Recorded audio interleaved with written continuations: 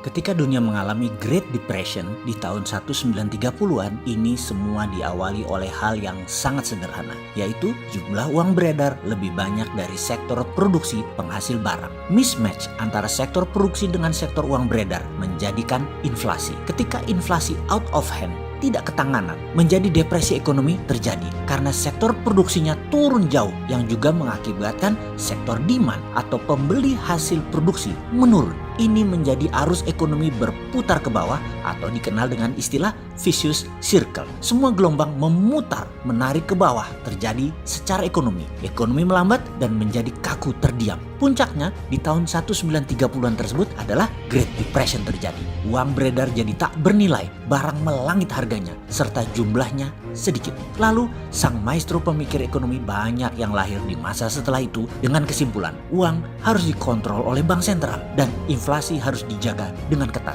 Semua itu kalau disimpulkan secara sederhana adalah sistem Keynesian yang sangat mendewakan bank sentral sebagai penjaga inflasi. 4 generasi keilmuan di dunia dari sejak saat Keynesian dijadikan pemahaman hingga saat ini sudah dicekoki dengan pemahaman cetak uang. Tidak boleh, harus lapor IMF dan bisa membuat inflasi. Namun bagi kaum milenial yang memahami MMT, Modern Monetary Theory, punya pendapat lain. MMT adalah post-Keynesian, di mana printing money berbasis produksi menjadi wajib di dalam membangun ekonomi. Post-Keynesian juga punya strategi anti-inflasi yang namanya SWF, Sovereign Wealth Fund. Sebentar, kita melompat ke SWF sebelum nanti kita kembali ke MMT dari post-Keynesian. Inflasi harus ada counternya. Kita sekedar mengingatkan, penahan inflasi yang terbaik adalah emas. Kita sedikit mereview fakta. Nilai emas ketika tahun 90-an akhir, dengan 30 gram emas Anda bisa membeli sebuah motor bebek. Di tahun 2020 ini, dengan 30 gram emas Anda bisa membeli 2 buah motor bebek. Artinya inflasinya lebih dari 100% dalam 20 tahunan ini saja. Kita lihat contoh lainnya lagi. Untuk biaya kuliah anak saat ini selama 4 tahun, kira-kira Anda memerlukan uang 50-70-an juta rupiah.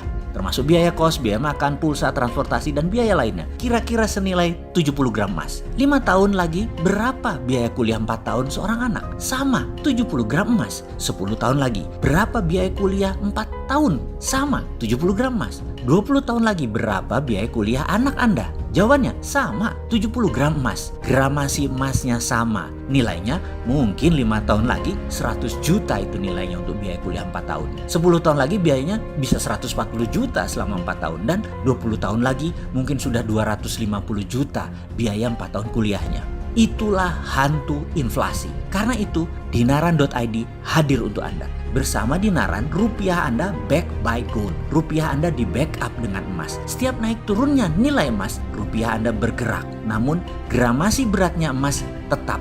Karena pada dasarnya rupiah Anda sekarang sudah bernilai emas sesuai pada saat Anda beli, memasukkan uang Anda ke Dinaran. Dengan kartu pembayaran nasional GPN, ini menjadikan setiap saat Anda bisa mencairkannya. Kartu Dinaran ini adalah debit cardnya Anda. Sah berlaku di seluruh Indonesia. Bahkan kalau Anda mau transfer ke tabungan Anda lainnya, bisa juga. Transfer tersebut atau jual ke rekening BCA misalnya, bisa. Masuk ke Mandiri Anda, bisa. Dan karena di luar kartu debit kita, Dinaran ID Cash, maka akan ada biaya sekitar Rp10.000 hingga limit 15 juta per transaksi yang Anda lakukan. Sedangkan kalau transfer ke kartu debit Dinaran, free biayanya. Sahabat, ini adalah program anti-inflasi dengan Personal Wealth Fund.